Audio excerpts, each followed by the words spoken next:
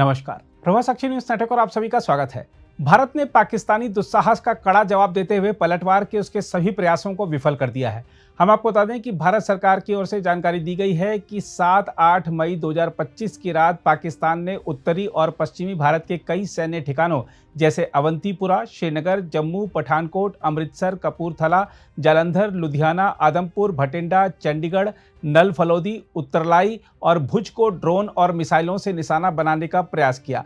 इन सभी प्रयासों को एकीकृत काउंटर यूएस ग्रिड और वायु रक्षा प्रणालियों द्वारा निष्क्रिय कर दिया गया। सरकारी बयान में कहा गया है कि इन हमलों का मलबा अब कई स्थानों से बरामद किया जा रहा है, जो पाकिस्तानी हमलों को प्रमाणित करता है।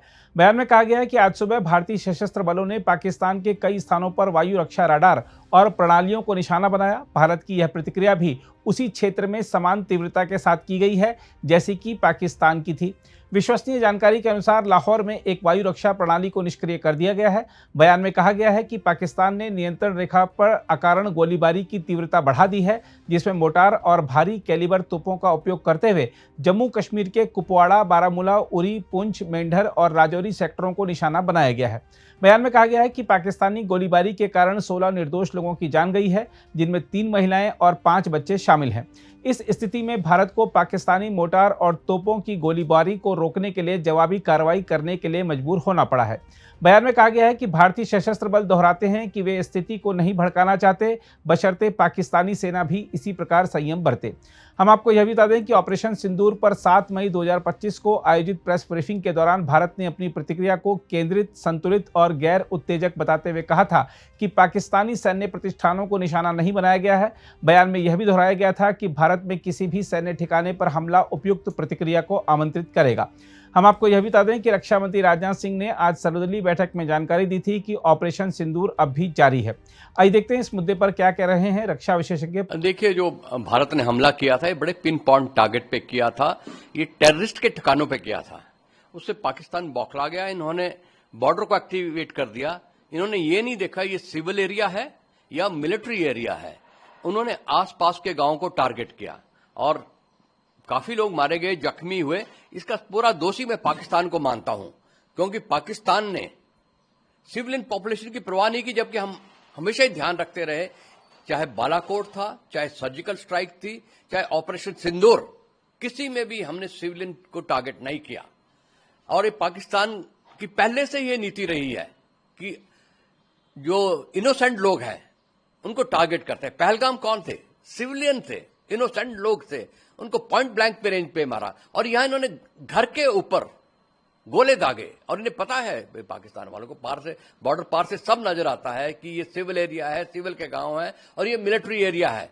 ये पाकिस्तान की जो नीची सोच है कि नुकसान पहुंचाना है, ये नहीं देखना कि ये इनोसेंट पीपल है या मिलिट्री पीपल है।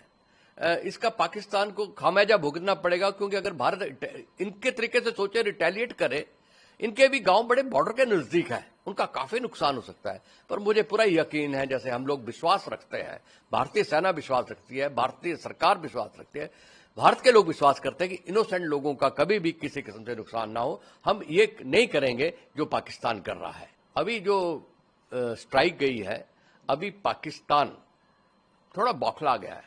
हालांकि वो बड़ी बड़ी बातें कर रहा है, वो उन्हें करने पड़ेगी फेस सेविंग के लिए, पब्लिक के सामने अपनी इमेज बचाने के लिए, और इन्हें दुनिया के सामने भी अपनी इमेज बचानी पड़ेगी। जो इनके दोस्त हैं, दोस्त कौन है? अजरबैजान, टर्की भी खुल के नहीं आया।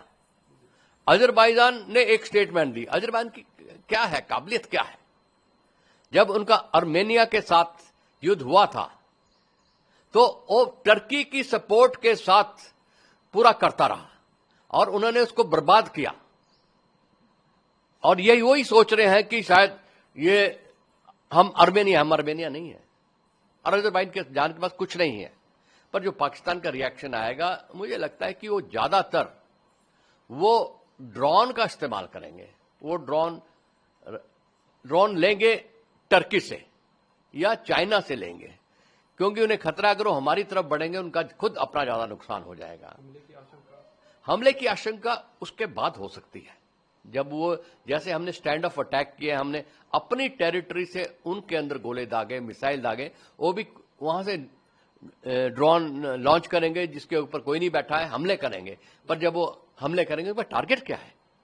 हमारे पास तो सही टारगेट थे, बिल्कुल दुनिया को पता था कि टेररिस्ट के हेडक्वार्टर है, सबको ओपनली पता था, चाहे मुरीद के था, चाहे बावलपुर था या कोटली वगैरह थे, इन सब में पाकिस्तान के ने इनको पनाह दी थी, इनको हेडक्वार्टर बनाने दिए थे।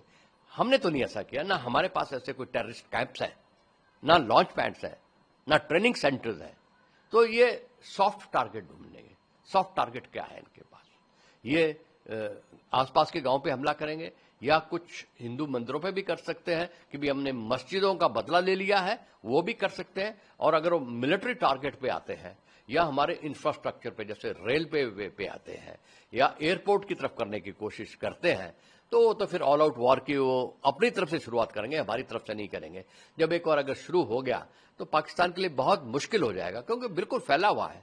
अफगानिस्तान, बलूचिस्तान, उधर पख्तून ने सिर उठा लिया है और इंडिया का बॉर्डर भी सिक्योर नहीं है। इनको अपनी बड़ी दिक्कतें आएगी, क्योंकि जब हमारे साथ लड़ेंगे तो इनका जो बैक साइड है वो सेफ नहीं है, सिक्योर नहीं है। और हिंदुस्तान आर्मी के मुकाबले में पाकिस्तान कहीं नहीं है। आप भीख के कटोरे के पैसे से लड़ाई नहीं लड़ सकते। आपका भीख का कटोरा, आप मांगते फिर रहे लोगों से मदद करेंगे।